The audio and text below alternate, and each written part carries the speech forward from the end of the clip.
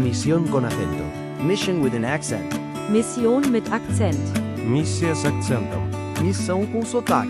带口音的使命。 Misija ar akcentu. Labdien! Esat sveicināti raidījumā Misija ar akcentu. Šis ir Draugu pavērošanas misijas veidots raidījums. Un pie jums studijā šodien esmu es Aivars Treimans un brālis Kristo. Dāvids Sīls. Un šo raidījumu mēs vēlamies iesākt ar Dieva vārdu lasījumu. Un šodien mēs lasīsim no Jāņa evaņģēlija 19. nodaļas 16. panta. Tad viņš to atdeva tiem, lai tie viņu sistu krustā. Tad tie saņēma Jēzu, un viņš savu krustu nesdams gāja uz tā saucamo pīras vietu, ebreju Golgātu. Tur tie viņu sita krustā un kopā ar viņu divus citus, katrā pusē vienu, bet vidū Jēzu. Tad Pilāts lika uztaisīt uzrakstu, piestiprināt to pie krusta. Tur bija rakstīts Jēzus, Nācarietis jūdu ķēniņš. Šo uzrakstu lasīja daudz jūdi, jo bija vieta, kur Jēzus bija krustā sists. Bija tūp pie pilsētas, un raksts bija ebreju, romiešu un grieķu valodā. Tad jūda augstie priesteri sacīja Pilātam, neraksti jūdu ķēniņš, bet kā viņš sacīja, es esmu jūdu ķēniņš, bet Pilāts atbildēja, ko esmu rakstījis, to esmu rakstījis. Bet kareji piesituši Jēzu pie krusta, ņēma viņa drēbes un sadalīja tās 4 daļās, katram karējiem pa daļai, tad tie ņēma viņa svārkus. Bet tie svārki nebija šūti, bet izausti viscaur no viena gabala, tad tie sacīja cits citam. Tos nesadalīsim, bet metīsim par tiem kauliņus, kam tie piederēs. Tā piepildījās raksti. Tie manas drēbes izdalījuši savā starpā un par manu apģērbu metuši kauliņus. Tā darīja kareivi. Bet pie Jēzus krusta stāvēja viņa māte, viņa māsa, Marija, Klopas sieva un Marija Magdalēna. Tad Jēzus ieraudzīja savu māti un viņai līdzās māceklis stāv. Ko viņš mīlēja? Saka mātei, sieva, redzi tavs dēls. Pēc tam viņš saka māceklim, redzi tava māte. No šī brīža māceklis viņu ņēma pie sevis. Tas ir Dieva vārds. Un šodien mēs esam šeit studijā. Un ar mums ir viesis Dāvids Sīls. Iepazīstini klausītāju un skatītāju mazliet ar sevi. Jā, kā tu minēji, es esmu Dāvids Sīlis. Kas es esmu? Tas ir labs jautājums, ko pat prezidentu uzdod. Kas es esmu? Es esmu Dieva bērns. Es esmu vīrs savai sievai. Jau šogad būs 32 gadi. Es esmu tēvs savām 4 meitām. Ir arī bijušas mums kādas audžumeitas. Un opis esmu saviem mazbērniem, 2 mazmeitām un 2 mazdēliem.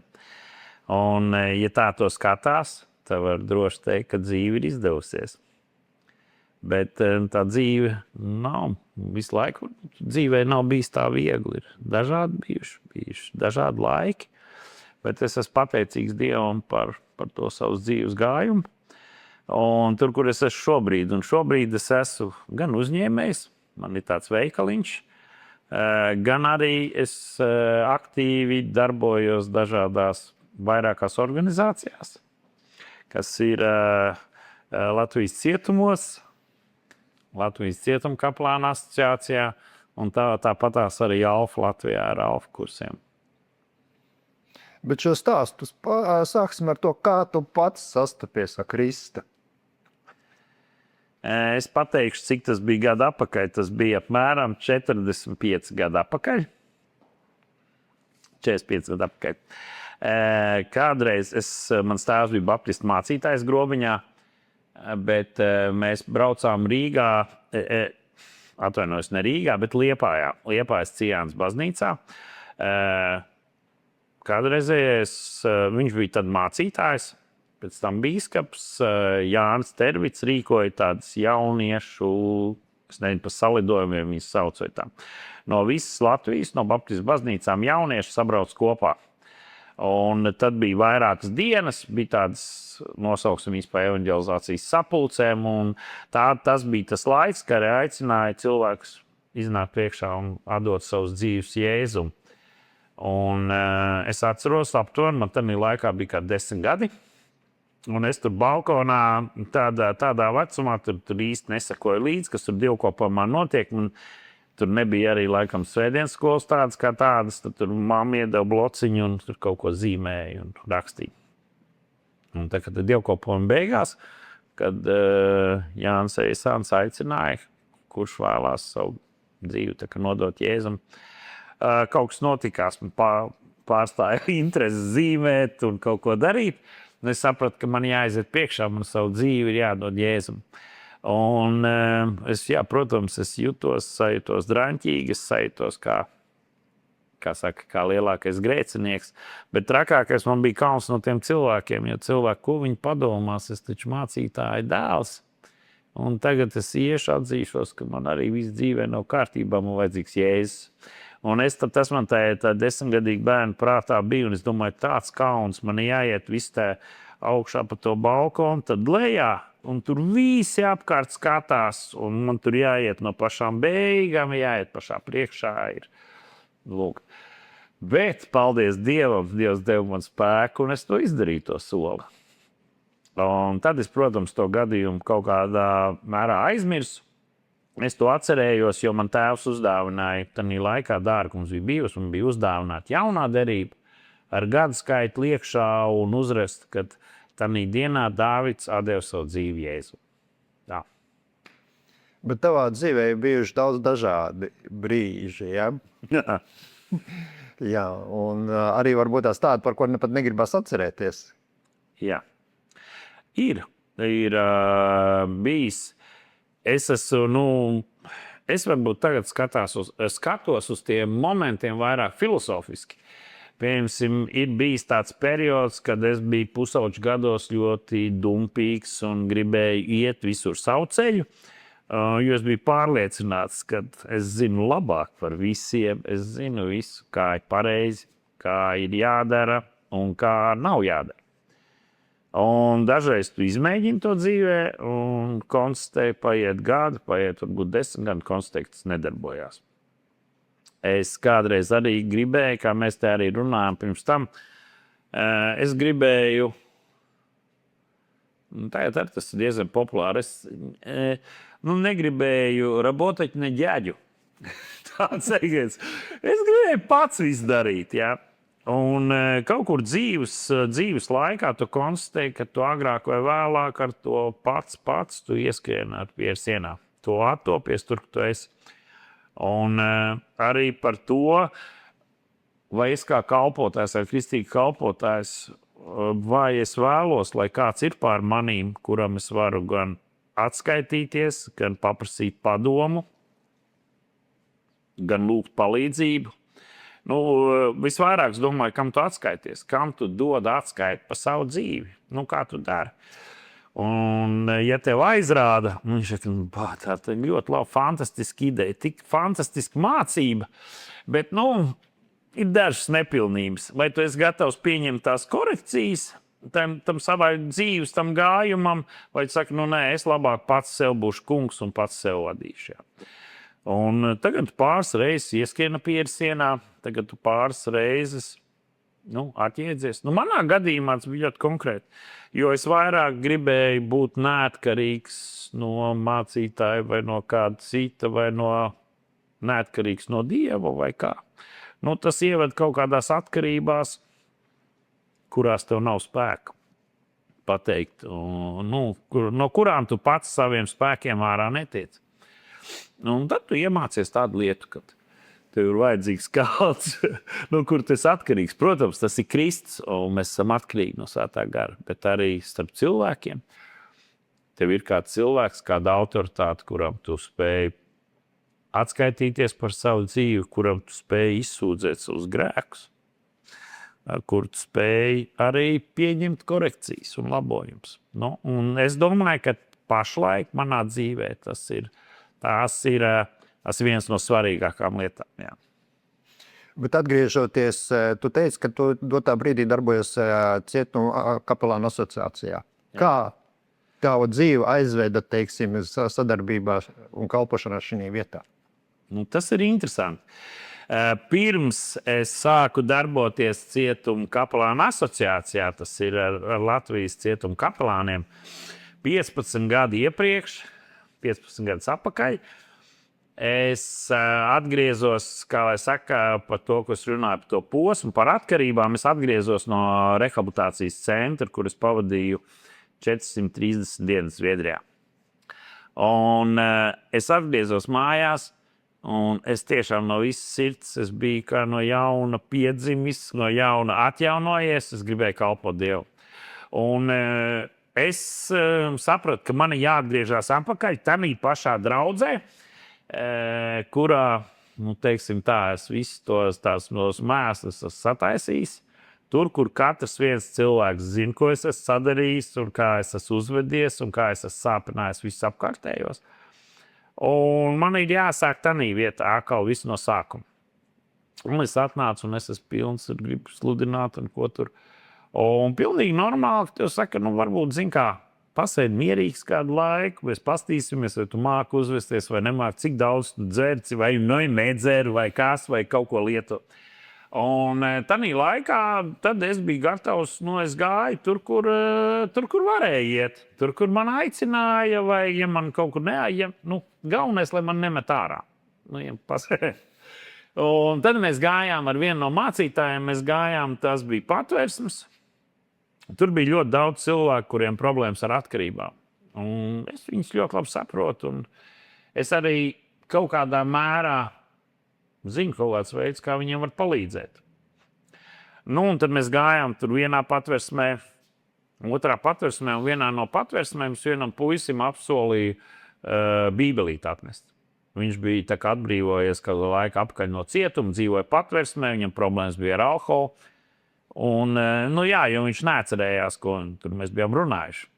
Un es pēc nedēļas es gribēju aptist to bībelītes, pielikt klāt arī vienu kādu kristīgu grāmatu, mērķtiecīgā dzīve, jo es ticu, jā, tā grāmata viņi tev var palīdzēt atrast savā dzīvē mērķi, lai tu to dzīvi dzīvot tādu piepildītu un tiešām mērķtiecīgi. Un es tās lietas domāju, es viņam apnesīšu. Un es atnāku, un viņi saka, nē, viņš ir nokļūst par šo laiku, kaut kas tur ir sastrādāts, atkal viņš nokļūst ir ieslodzījumā. Un es domāju, man nebija nekāda eņģelis, nekā neteicis, arī pat Dieva vārdā man nebija nekāda apstiprinājuma, nekas nebija. Es vienkārši, man bija tā vēlme, ja es tam puisim esmu solījis, es viņam gribētu palīdzēt.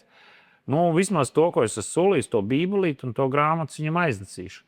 Un, ja es sapratu, ka viņš ir cietumā, tad tur bija atļautās lietas, higienas piedruma un kaut kādas elementāras lietas, ko var pielikt klāt.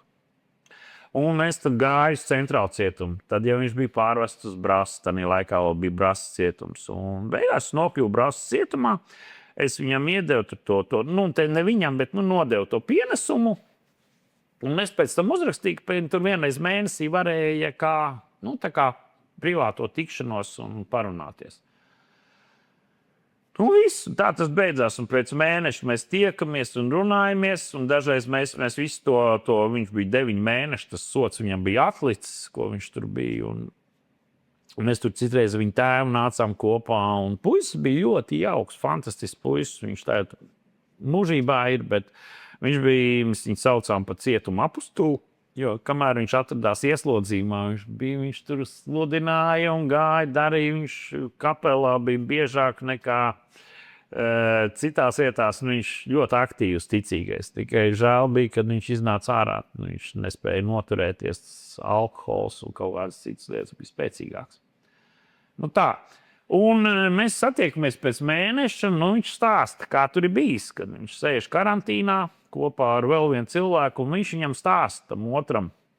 Mēs pagājušais bija ieslodzījumā, tur tanī cietumā, un tur bija bibliotekā tāda grāmata, mēs kopā lasījām, tur grāmata saucās Mērķtiecīgā dzīve. Viņš saka, un tur ir tā viss pa mūžību, un kā tur, un viņš saka, tik forši un tā. Un tanī brīdī, kad viņš to stāsta vēl nav pabeidzis, tur durvis atverās, tur Raimond lūdzu tev pienesums. Un tur viņš var redzēt, no kāds pienesums ir, viņš es tādu cilvēku nepazīstu. Viņš paņem to pienesumu no nepazīstam cilvēku un ņem ārā tās mantas, un tur arī iekšā ir tā grāmata Mērķtiecīgā dzīve. Un tāda vairāk tā kā it kā sagadīšanās, tāds jautājums, es to arī vēlāk mēs runājam, sapratu, ka Dievs vienkārši tā ir vadījis. Un iznākums tam pirmai, tā 9 mēneši, ko es kalpojām, tam puisim, mēs ar viņu tikāmies, mēs viņam nesām kristīgu literatūru, mēs viņam kaut kādus tur lietņām palīdzējām. Un beigās es kaut kur saprotu, ka viņš palicis, tas termiņš ir pāris mēneši. Es viņam saku, kāds varbūt tur pēc tevīm kāds paliks, varbūt kāds kristietis, kam tu ar tās grāmatas atstāt? Ārā no cietu viss nav jēga, mēs tur kādam atdot, vai kāds, kas arī... viņš ir jādomā, bet rezultāts bija tāds, tad, kad viņš atbrīvojās, un kamerā bija 12 cilvēki, 11 no tiem bija glābti. Un tur bija kamera, kur bija kristieši visi, tur lasīja bībelītes un tā. Un es redzēju, ka dažreiz no tādām lietām, it kā nejaušībām, it kā sagadīšanām, kur tu vienkārši kaut ko dari, es redzēju, ka Dievam ir plāns tur ieslodzījuma vietā. Tā mans ceļš sākās ieslodzījuma vietās, jā. Un kā turpinās? Jā. Turpinās, tad mēs meklējam arī tāpatās konteksts ar mūža ieslodzītiem, jo es ieraudzīju vienu lietu, kāpēc pieņemsim pie mūža ieslodzītiem, jo liela daļa kalpotāju negrib ar viņiem nekomunicēt, nekā. Es pat esmu dzirdējis, kur mācītājs viņš saka, kāda jēga, viņi tāpatās ārā neiznāks. Jā, fantastiski. Laba atziņa.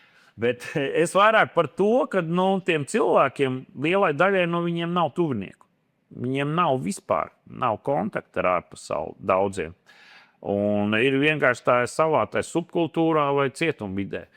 Un tad es pāris vienkārši caur kapelānu pajautāju, ja kāds grib sarakstīties ar vēstulēm. Es labprāt, mēs sarakstījāmies kādu laiku. Un tad bija viens otrs, tādas mani pazīstama lielākā daļa no mūža ieslodzītiem. Un es gribu teikt tā, ka liela daļa, es nesaukšu procentus varbūt, bet es domāju, vairāk kā pusi tie glābti cilvēki. Jo ilgu termiņu cietumā sēdēt bez Dieva ir ļoti grūti. Jo arī, kad tevi tā sauc, nosauksim viņu par tādu bezcerību, vai tas, ka tu zini, ka tu varbūt arī tas, ja tu skaidri skaties uz lietām, tu redz, ka tavs noziegums ir izdarīts tāds, kas nav savienojams ar dzīvi sabiedrībā, un ka varbūt tev tiešām arī nekāds pirmstermiņa vai apžēlošana nekas nevar sanākt, ka tev būs jāhovada visu atlikušā dzīvi cietumā. Tad Bībele ļoti skaidri saka, ka vienīgais cerības devējs ir Dievs, ka Dievs var dot cerību, to dzīves prieku, jēgu un tā. Un tātad tu esi bijis visos Latvijas cietumos kalpojis? Nē. Es domāju, kur es neesmu bijis Liepājas jaunā cietumā, vēl no sanācis. Kaut gan mums tur ir halfkurs, tur brālis Kaspars ļoti aktīvi darbojās un ir, bet vēl nav sanācis. Un vēl es Liepājas vecajā cietumā kaut kā nebija sanācis, tur neesmu bijis. Jā, es zinu, ka dotā brīdī tu arī esi ALFS koordinators, cietuma ALFS koordinators. Jā. Bet kā tas viss izveidojās? Es saprotu, tu cietumā kalpoji jau pirms tam, tev bija tur kontakti visās vietās, šī ieslodzījuma vietās, bet kā tu satikies ar ALFS pārstāvjiem un kā tas tev uzrunāja? Bija kaut kāds laiks, es dzīvoju Jelgavā. Un es uzzināju, ka Jelgavas cietumā iet ALFS komanda, tā kā rīko svētdienas pēcpusdienās ALFS. Man bija vispār pēc grafika ideāli. Tas ir man ar mašīnu 10 minūšu brauciens no mājām. Tik daudz sakritības, kāpēc neiet un neizmantot to, ne? Un es sāku iet tai ALFS kursā, vienkārši kā kalpotājs, kā palīgs tur Jelgavas cietumā. Un es konstatēju pāris lietas, kad ALFA kurs ir ļoti efektīvs ieslodzījuma vietā. Kaut vai tā virspusēji skatoties, mēs esam cietumos taisījuši koncertus, taisījuši pasākumus, tur visu ko. Visefektīvākais ir individuālās pārunas, kad tu esam 4 acīm. Jā, 4 acīm, jā. Tas ir individuāls pārunas, tas ir efektīvāk, bet tur efektivitāte To var izmērīt. Tas ir ar mūžu ieslodzītiem, pie mēs tiekamies, un tur sākās jau kādu laiku atpakaļ. Viens saka, tu zini, Dāvid, mēs jau esam pazīstami 10 gadu, mēs jau esam pazīstami 12 gadu, mēs esam pazīstami 13 gadu. Un dažreiz mēs esam tik orientēti uz tiem rezultātiem, ka mēs to rezultātu gribam, bāc, 2 reizes jau esmu atbraucis uz Daugavpili. Kur tad ir tie augļi? Kā man viens teica, vismaz kāds ir glābts. Bet dažreiz tie rezultāti ir gadu 10 jāmēr. Ja? Un es varbūt, būs laiks pastāstīšu vienu stāstu, kur to rezultātu vai kad tā cilvēka seja ir izmainījusies, kad ir 2 cilvēki, bet tas posms pa starp ir 10 gadi. Un tā. Tad tas stāsts. Pazud. Jā.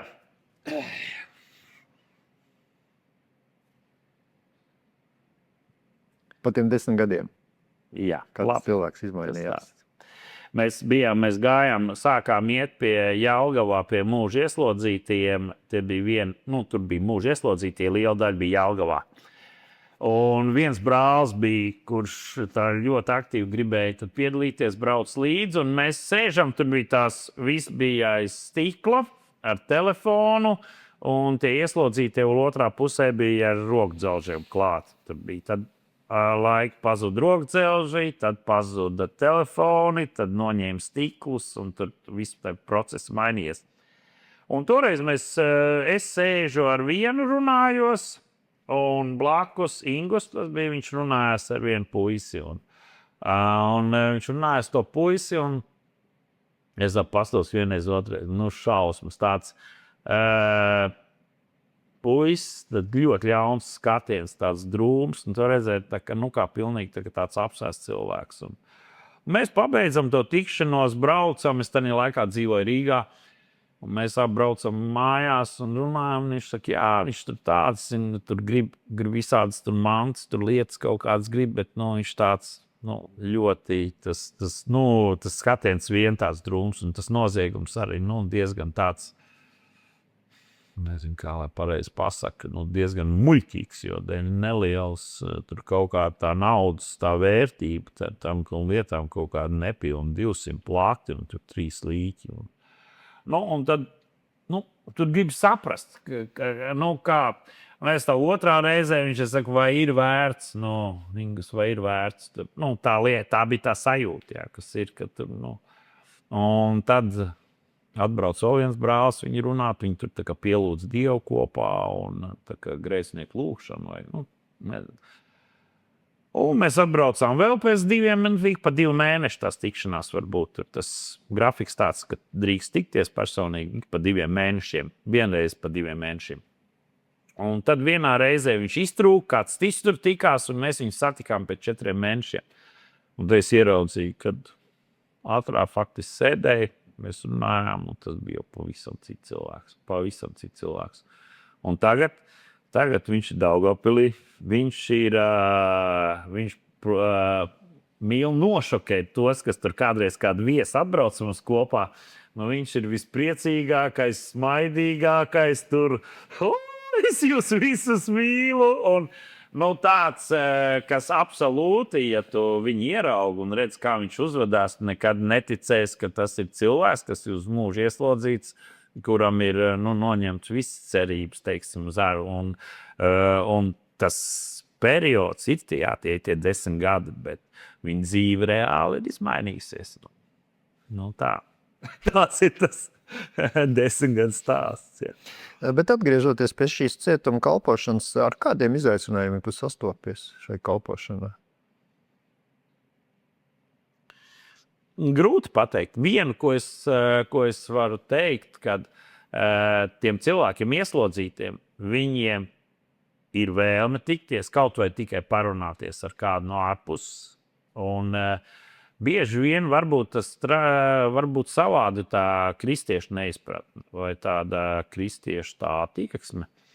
Un es saku, es to darīšu vienalga, vai vēl kāds būs vai nebūs, jā, bet tā kristiešu attieksme ir tāda diezgan, viņi saņēmuši sodu par to, ko viņi ir izdarījuši. Protams. Bet man ir visu laiku ir tie Jēzus vārdi, kad es biju cietumā, jūs man apmeklēt.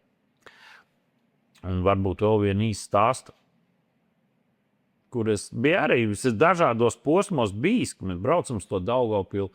Un tā ikdienā, kad tu tur to dari, tu jau neredzi nekāds tur milzīgs rezultāts, ka tur pēkšņi neatgriežās tur 10 vai 20 tie ieslodzītie. Tas bija pašā sākumā. Brasā bija tāds, ka tu pats nesaproti, kas notiekās. Jā.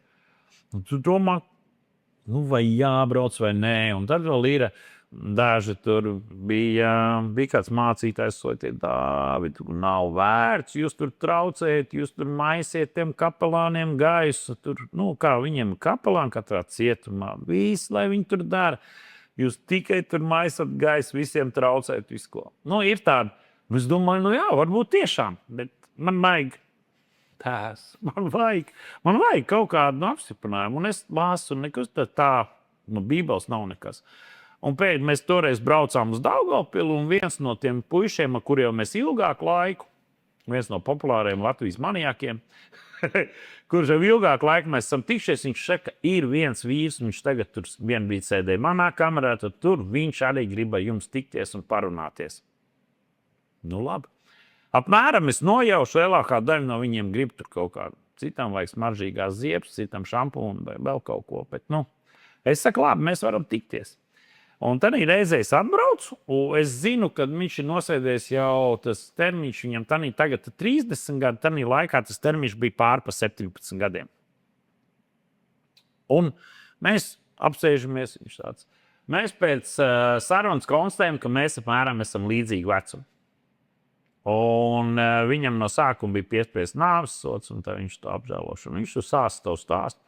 Atšķirībā no maniem, viņš eņģeli ir redzējis savā dzīvē, jā. Viņam eņģelis, atnāca centrāla cietumā, eņģelis pateica, nebaidies, viss būs labi. Viņš gaidīja tā kā nāves sodu, un viņš pat negribēja rakstīt to apžēlošanu. Tā. Un vēl kādas lietas, un te viņš tur man stāstīja, kādu viņš to lūkšanu, kaut kādas pāris rindiņas, kas ir, ko viņš katru vakaru skaita un tā. Un mēs sapazināmies un runājam, un es viņam saku, kā tad ir, ka kāds tur atnāk pie tevīm ciemos, vai tevi kāda paziņas, vai tev, viņš ir no bērnam, viņš tā kā kaut kādu laiku bija sauču ģimenē, ka no mazīši bijis. Un viņš saka, kā atnāk? Es saku, tā kā es tagad te atnāku, mēs te varam parunāties un tā. Un tikai tad sapjaut pēc jau pāris deikumiem, kad to 17 ar kapējām gadus neviens nav, viņam nav ko tikties, ko parunāties.